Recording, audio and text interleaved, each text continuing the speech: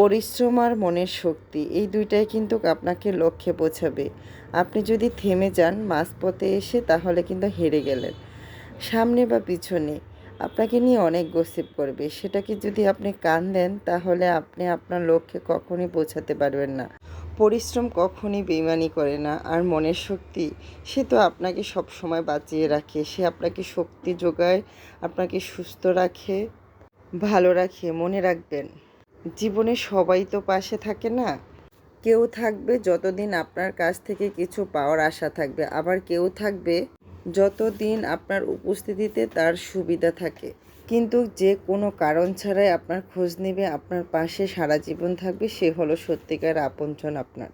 যাই হোক, অনেক কথা বলে ফেললাম। আসসালামু আলাইকুম, সবাই কেমন আছেন? আশা করি সবাই খুব ভালো আছেন। আলহামদুলিল্লাহ, আমিও ভালো আছি।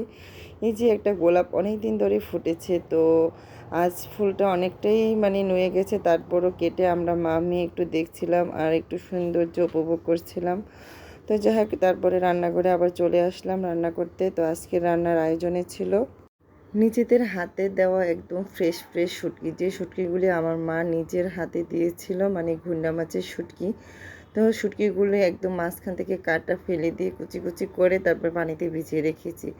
তারপরে একটু ডিম রান্না করলাম একদম ঝোল ঝোল করে আলু দিয়ে, কারণ এটা উত্তরবঙ্গে দেখেছি আলু দিয়ে ডিম দিয়ে আলুর ডাল রান্না করতে। ওই রকম রান্না করতে গিয়ে আমারটা একটু অন্যরকম হয়ে গেছে, কারণ ওরা আলুটা চটকে নিয়ে তারপরে রান্না করে, আর আমি সিদ্ধ আলুটা কেটে তারপরে রান্না করেছি। তো যাই হোক, আমার মতো করে আমি রান্না করেছি। তারপরে ডিম আলু রান্নার পরে এই যে শুটকিটা একটু রান্না করে নিচ্ছি।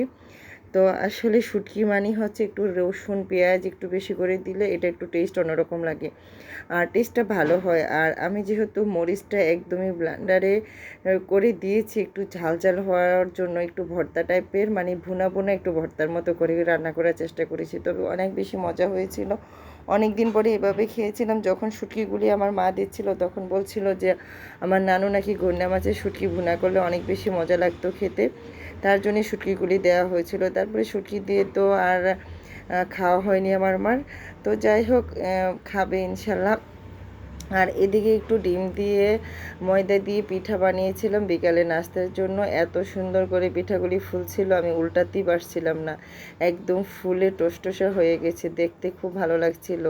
তো আসলে রান্না করাটা না এই গরমের মধ্যে একটু অস্বস্তিকর লাগে, আর আমি ইদানিং রান্নাটা নিয়ে একটু বেশি ঝামেলায় পড়ে যাচ্ছি, কারণ আমি একটু অন্যদিকে ব্যস্ত হয়ে পড়েছি। তো আসলে বাসায় রান্না সব কিছু সামলানো একটু কষ্ট হয়ে যাচ্ছে। একদিন রান্না করে 2 দিনও খেতে পারছি না, তবে চেষ্টা করছি একদিন রান্না করে 2 দিন খেতে। তো সব রান্না দেখা যায় একদিন রান্না করে 2 দিন খাওয়া যায় না। যাই হোক, সবাই ভালো থাকবেন। আমার ভিডিওগুলি ভালো লাগলে লাইক কমেন্ট শেয়ার দিয়ে আমার পাশে থাকবেন। আল্লাহ।